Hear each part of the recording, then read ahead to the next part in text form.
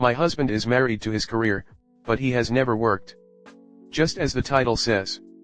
My husband is a good person. I can come to him with any situation and he will do everything to help me solve it. He has taken on my child from a previous relationship and treats him as his own. He is very caring, loyal and nurturing. When my friend was dying and needed a ride home from the hospital, my husband quickly said, let's get her. My closest friends, including my friend that died, would say that he is a great guy. However, in 10 years, married 7, that I've known him, he has worked 1 year. I think he had a job with a local college. He was a college student finishing his master's, when we met, but it ended after we met, or I don't know the actual details. The plan, or so I thought, was that he would get a job as an engineer, BS in mechanical and MS in aerospace.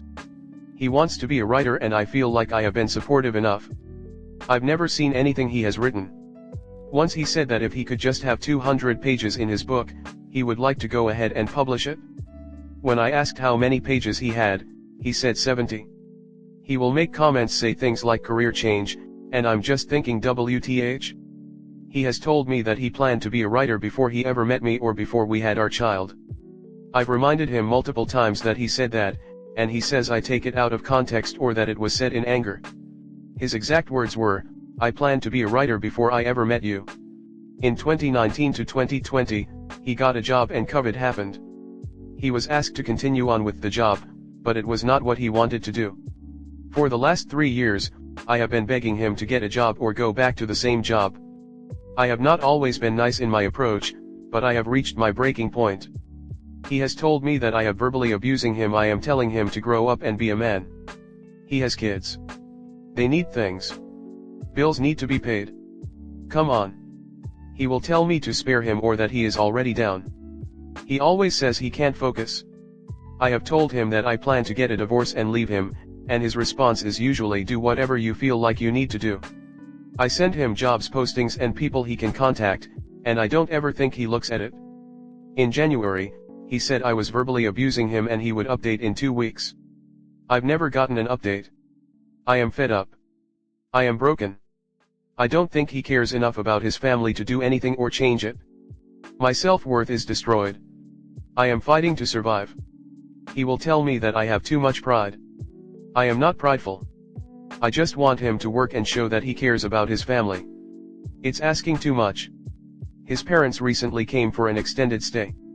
This was the first time the kids and I had ever met them. It was a final straw for me. A couple of my friends said that he would probably have a job right after his parents arrived. Well, they have been gone for 1 month and still nothing. His mom pays for his half of the bills. He sometimes says it doesn't all come from her, sometimes it's tenants or insurance money. While his parents were here, his mom, his dad doesn't give him money, told my parents that their son had financially drained her and she would have to sell her house and jewelry. My husband says it hasn't come to that yet. Apparently he must have made a comment about dying and money problems and my mill told my parents he would commit suicide if she cut him off. My husband has never seemed suicidal and he said that he told them if he were to die then probably all of the money problems would go away.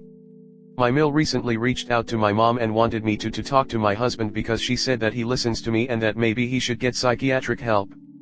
I told my mill that I have been begging him for 3 years and that I plan to start divorcing him. She told me to give him more time and that would not be good for the children's future. I told her that he had plenty of time and what's going on now isn't good for their future. I want to tell her that her son needs to grow the F up. I'm just at my wit's end. My husband says he now realizes he needs to up his efforts, and he has been.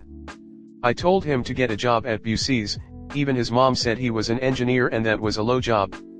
I feel like this is an awful form of neglect and abuse. Yet, when I say something or get mad at him, I feel guilty too. Nothing I have said or done motivates him. I think it's time to start moving forward with divorce, but I don't even know where to begin. He has a permanent residency, so I don't even know how that will affect me if I move forward with a divorce. Comment. I had a very similar problem with my ex. We were together for 10 years and he worked only 2 years out of those 10. I got similar excuses from him. It's draining to say the least to deal with people like this. You feel powerless and endlessly frustrated. After 10 years I decided to break up with him. I just couldn't deal with it anymore. It turned out to be the best decision of my life. About 3 years later I met my now husband, who is hard-working, kind, empathetic and mature. All I wish is that I would have exited that dead-end relationship earlier. I did the same, was with him for 19 years. He only worked for about 5 of those years on and off. I was ruined by the end of it. I was working so hard at a job I hated and had nothing to show for it. Ended the relationship. It's been 3 years since we broke up and he is still not working. So you just shrug your shoulders then when he lies to you about what he does all day. So why allow him to just lie to your face like that? Why have you stayed this long and not left him? You mentioned he also has kids. I'm assuming from a previous relationship. So how does he provide for those kids? The example you provide that makes him a good person is that he drove your friend home from the hospital. Is that it? A grown man with children is jobless and not providing for children he brought into the world, but he drove your friend home from the hospital, so all good. You say you make okay money. So you are taking away resources from your own child to support an able-bodied adult because what? Why did you marry him knowing all of this? Okay. Let's accept that you made a terrible decision for you and your child there. But now I ask, why on earth would you continue to allow this type of person to have such an impact on your child? Think about all the money you waste because he provides nothing. Now think about what you have had to tell your child no to, because your money was going to supplementing this grown-ass man. Even if his mom pays for his half of the bills, I bet there are plenty things your child went without because you had to fill any gaps. What have you taught your child from this? I'm not meaning to be harsh, but this post really broke my heart for all the children involved. He doesn't have to finish anything, because he is leeching off of you and his mom. It sounds like until he hits rock bottom, nothing will change. You need to protect your kids, and value your own self-worth. His green card is not your problem, it's his. Seriously. If he has those degrees he should be employable, and then his legal status will be fine, right? He doesn't need to get a job though while people are supporting him. Also, threatening to unalive himself to his mother sounds really manipulative. It's despicable. How awful. He's not a good role model, and you need a partner. I'm so sorry you're going through this. Sending hugs. If he was working on his writing, he'd have several finished novels. I'm not so sure he's lying about the job applications. It can be brutal out there, especially as he has next to no job history and few skills. There'll be 100 other applicants with better skill sets. Entry-level jobs don't usually want qualified people, and most places never respond. You just drop in your application and never hear back. That doesn't mean he shouldn't work smarter at bringing in an income. Or that he needs to be your problem. He has been enabled by you and his mother for far too long. I went through this off and on for 20 years. I paid all of the bills. I was a single mother, already supporting the two of us. In all of those years, he never kept a steady job. He was also a drug addict, and I always had to bail him out or risk mine and my child's life. He didn't even pay child support for 2 children. He was not my child's father. He is now very successful and Slide to Cars has 2 businesses, a wife, and a new child. I'm glad he finally straightened up, that I really resent what I went through. Of course, I allowed it. You need to dump this loser. You and your child could have a far better life without him. I wish you luck. This man is taking away resources that could go to your child. It's not only financial resources but your time as well. I wouldn't worry about what happens to him if you divorce. He's extremely resourceful. He's conned his parents and you into providing for him for 10 years. Don't be surprised if he asks for and receives alimony. That's why you need to do this now rather than wait 5 to 10 more years. He's already entrenched in your financial net worth and waiting is only going to get him more of your resources. Story 2. My soon-to-be sister-in-law said something about my 3-month-old that made me really uncomfortable. My soon-to-be sister-in-law, let's refer to her as Helen from now on, was over visiting today. Helen loves our 3-month-old and loves being around her. A little info on Helen: she's young, kind of immature, and has terrible anxiety. She's babysat our daughter once and my husband's father was there. I was a little nervous to let Helen do it herself because I haven't known her super long, 1-2 years I think, so it was a good trial run with grandpa there, totally trust him. Anyways, we were talking about babies crying and how it can really cause your blood pressure to rise and be a sensory overload. Well, At one point Helen said something along the lines of, "She's so precious, but sometimes when she cries it makes me want to just put a pillow over her face." I was shocked. In the moment I didn't really know what to do or say, so I just laughed it off, but now I'm completely uncomfortable with Helen ever watching our daughter alone. My husband agrees.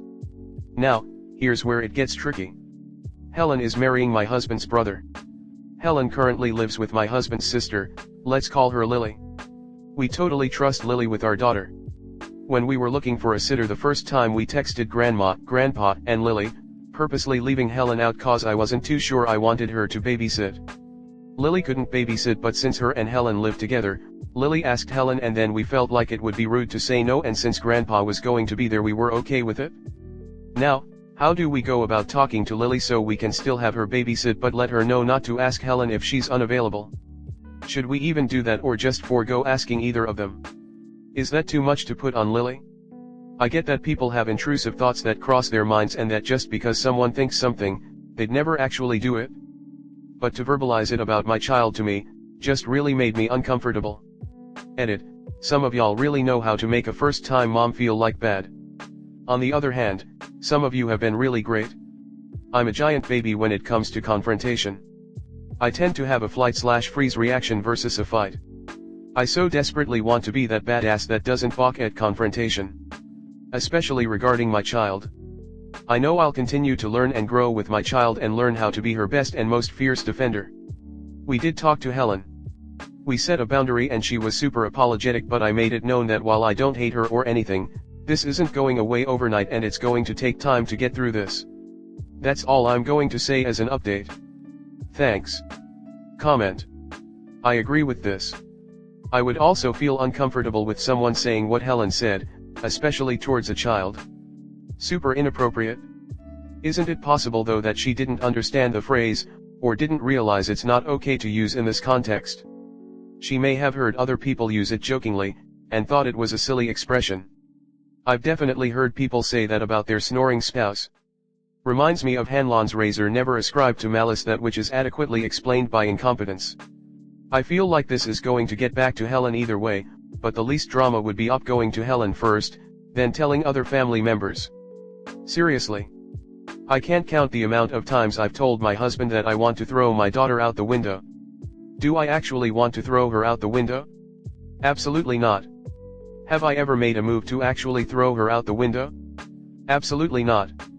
It's completely different making this joke about your own child. I keep saying that my cats will be turned into fur boots. I will never ever say that to somebody else about their pet. Especially if they ask me to pet sit for them.